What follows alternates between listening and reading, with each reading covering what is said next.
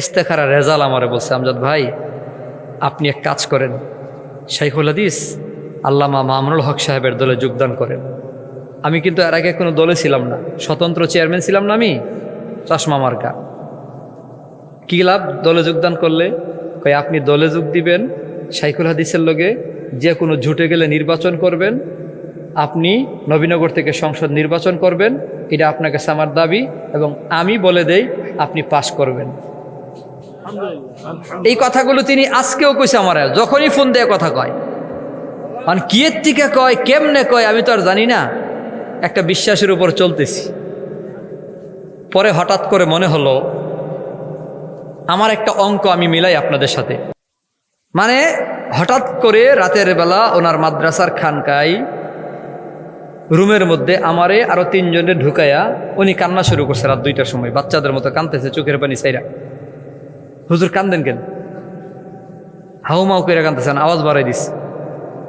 বলতেছে আমজাদ ভাই আমার কেন জানি মনে হচ্ছে আমি খুব বেশি দিন বাঁচতাম না, যদি আজকে রাতে মারা যায় আমার এই খেদমতটা কেডা করব? আল্লাহর রাস্তা আপনি না কইরেন না।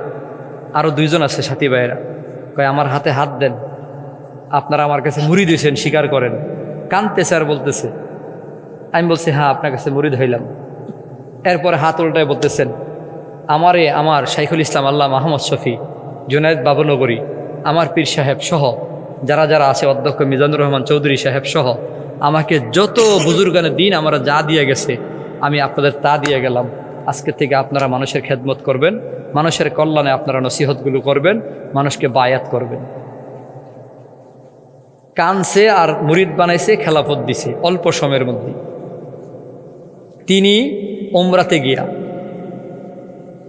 তাওয়াফ করছে, মাথাফে শুইয়া ইস্তেখারাও করছে, এর আগে শুইয়া পরে ইস্তেখারা রেজাল আমারে বলছে, আমজাদ ভাই আপনি এক কাজ করেন, শাইখুল হাদিস আল্লামা মামুনুল হক সাহেবের দলে যোগদান করেন। আমি কিন্তু এর আগে কোনো দলে ছিলাম না, স্বতন্ত্র চেয়ারম্যান ছিলাম না, আমি চশমা মার্কা।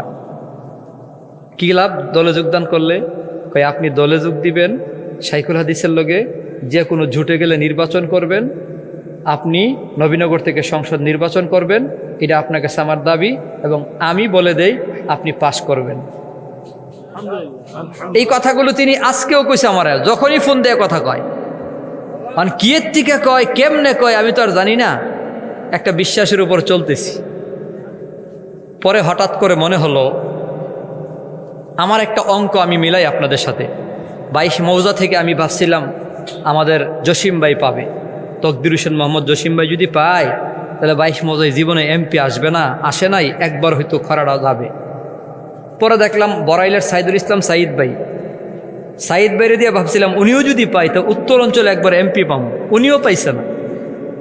তখন আমার মনে হইল আমাদের উত্তর অঞ্চলে 54 বছর এমপি নাই, পূর্বাঞ্চলে আমার নানা বাড়ি, আমার নানা যেহেতু মেম্বার ছিল, আমার মামা যেহেতু চেয়ারম্যান ছিল, 6টা ইউনিয়নে 54 বছরে কোনো এমপি নাই।